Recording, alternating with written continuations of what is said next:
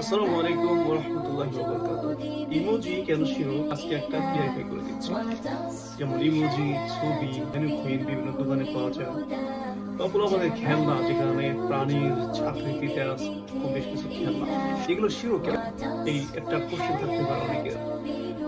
আবার অনেকে স্পেশালি যারা একটু সেকুলার টাইপের ব্যক্তি তাদের মধ্যে একটা কোশ্চেন তা হচ্ছে যেহেতু আমরা এগুলোর ইবাদত করি না, আল্লাহ মনে করি না, এটার ইবাদত করি না, তবে এটা কেন শিরক? এরকম একটা কমন কোশ্চেন থাকে।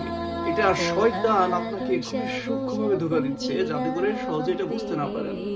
এটা কেন শিরক তার আগে আমি কয়েকটা হাদিস পড়ি। এই হাদিসটা বললে আপনি ক্লিয়ার হয়ে যাবেন এটা কেন শিরক। যেমন আমার কাছে বেশ কিছু হাদিস কালেকশন করা হচ্ছে, এটা হচ্ছে বাংলাদেশ ইসলামী ফাউন্ডেশন থেকে এই হাদিসগুলো। যেমন আমি কয়েকটা হাদিস পড়ি, তারপরে আপনারা বুঝতে পারবেন এটা এগুলো কেন শিরক। স্পেশালি ইমোজি আমরা যে ইউজ করি, প্রোফাইল পিকচার, গোলাপদের জন্য খেলনা কিনি, বা একটা টি শার্টের মধ্যে যে মানুষের ছবি বা বিভিন্ন ছবি আছে, এগুলো কেন শিরক আজকে একদম সুন্দরভাবে বুঝিয়ে দিচ্ছি যুক্তি সহকারে।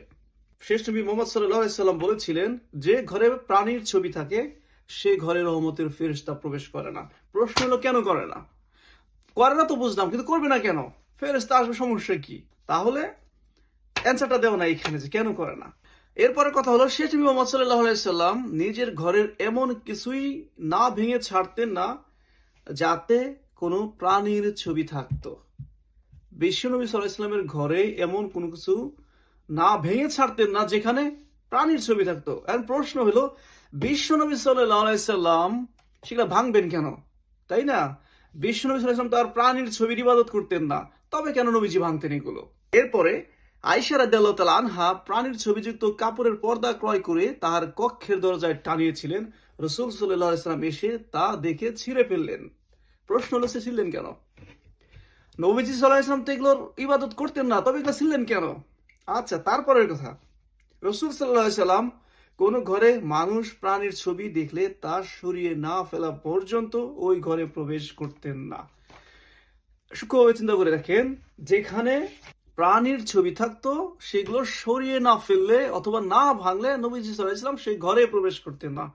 প্রশ্ন হচ্ছে বিশ্বনবী সাল্লাল্লাহু আলাইহি সাল্লাম তো এগুলোর ইবাদত করতেন না, তবে কেন এগুলো তিনি ভেঙে ফেলতেন? তবে কেন সেগুলো সরিয়ে ফেলতেন? এগুলোর অ্যান্সার আছে, এগুলোর অ্যান্সার কাসিম ভাই দিয়ে দিচ্ছে। এখন এগুলোর ইবাদত যেহেতু করি না, তারপরে এগুলো কেন শিরক, এইটা ক্লিয়ারিফাই করার জন্য আমি আরেকটা হাদিস বলতেছি। সেটা হচ্ছে রাসূল সাল্লাল্লাহু আলাইহি সাল্লাম বলেছেন, যদি কোনো ব্যক্তি কোনো প্রাণীর ছবি আঁকায়, কাল কিয়ামতের ময়দানে আল্লাহ সুবহানাহু ওয়া তাআলা ওই ব্যক্তিকে জিজ্ঞেস করবে, তুমি যে প্রাণীর ছবি আঁকিয়েছো এটা আজকে প্রাণ দাও। ওই ব্যক্তি তখন আর প্রাণ দিতে পারবে না। আল্লাহ তাকে জিজ্ঞেস করবে যে তুমি যে ছবিটা আঁকছো এটার তুমি প্রাণ দাও, সে কিন্তু আর প্রাণ দিতে পারবে না। এরপর আল্লাহ তাআলা তাকে দোজখে দেবে। এখন প্রশ্ন হচ্ছে আল্লাহ কেন তাকে জিজ্ঞেস করবে এই ছবির প্রাণ দাও? এখানে আরেকটা বিষয় ক্লিয়ার করে দেই, তা হলো যে ব্যক্তি ছবি আঁকাইছে সে তো ওইটার ইবাদত করার জন্য আঁকায় নাই। সে হতে পারে এটা তার হবি ছিল, তার শখ, ভালো লাগতো সেই কারণে আঁকাইছে, কোন একটা উদ্দেশ্য ছিল। প্রশ্ন হলো তাহলে আল্লাহ কেন তাকে প্রাণ দিতে বলবে? আর এই ব্যক্তির ছবি আঁকালো, তার তো উদ্দেশ্য ছিল না এটাকে ইবাদত করবে, তবে কেন আল্লাহ তাকে প্রাণ দিতে বলল? ওকে, লেট মি ক্লিয়ারিফাই। এটাই হচ্ছে কারণ। কাসিম ভাই সেটা বলছে, যখন ইমোজি সম্পর্কে আল্লাহ তাআলা কাসিমকে শিক্ষা দিলেন, কাসিম ভাইকে শিক্ষা দিলেন যে ইমোজি যে তোমরা ইউজ করো এগুলো শিরক। তোমরা যে ফেসবুক সহ প্রোফাইলে পিকচার সেট আপ করো সেগুলো শিরক। বিলবোর্ডে যে পিকচার সেটা শিরক।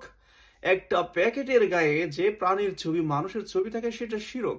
এরকম শিরকগুলো, মডার্ন শিরক গুলোকে যখন আল্লাহ সুবহানাহু ওয়া তাআলা কাসিম ভাইকে শিক্ষা দিলেন, তখন কাসিম ভাই জিজ্ঞেস করলেন, ইয়া আল্লাহ এগুলো শিরক কেন? এগুলো ফর্ম অফ শিরক কেন? তখন আল্লাহ সুবহানাহু ওয়া তাআলা বললেন, এই যে আকৃতি দেয়া, মানুষের ছবির মধ্যে যে একটা ফেসের যে আকৃতি, ইমোজির মধ্যে যে মানুষের ফেসের মতো যে আকৃতি দেওয়া যায়, এই যে আপনাদের হাসির, কান্নার, টিয়ার্স অফ জয়, স্মাইল, হ্যাঁ, এরকম যে বিভিন্ন ইমোজি গুলো আছে, যে এখানে যে ফেসের আকৃতি দেখা যায়, এই আকৃতিটা আল্লাহ সুবহানাহু ওয়া তাআলা কাসিম ভাইকে জানিয়েছেন এই আকৃতি দেওয়ার হক আল্লাহ কাউকে দেয়নি। এটা হচ্ছে একমাত্র আল্লাহর হক। আকৃতি দেওয়ার ইখতিয়ার একমাত্র আল্লাহ সুবহানাহু ওয়া তাআলার, পৃথিবীর কোনো ব্যক্তির নাই।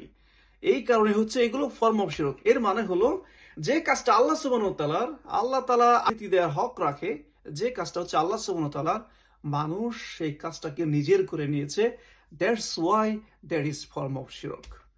এইটাই হচ্ছে মেন কারণ, যে সেকুলার পার্সন গুলো, যে সকল ব্যক্তি বলে থাকে যে আমরা ইবাদত করি না, তবে কেন শিরক? আরে ভাই, এই কারণেই হচ্ছে এগুলো শিরক, যেগুলো আল্লাহ তাআলার কাজ, এগুলো কোনো মানুষের কাজ না। তো এই বিষয়গুলো হচ্ছে আল্লাহ সুবহানাহু ওয়া তাআলা কাসিম ভাইকে শিক্ষা দিচ্ছে, যে কারণে আমরা তার এই বার্তাটা মানুষের কাছে পৌঁছে দিচ্ছি। কারণ আজকে লক্ষ্য করলে দেখা যায় সোশ্যাল মিডিয়ার মাধ্যমে বা বিভিন্ন মেসেজ প্ল্যাটফর্মে সবসময় যে একটা মেসেজ লিখে হাসি দিচ্ছে, একটা ইমোজি ইউজ করে দিচ্ছে, কান্না করছে, একটা ইমোজি ইউজ করে দিচ্ছে, এরকম দৌড়াচ্ছে, একটা ইমোজি দিয়ে দিচ্ছে। তো এরকম শিরকটা এত সহজ পর্যায়ে আসছে, যেটা মানুষ শিরককে শিরকই মনে করে না।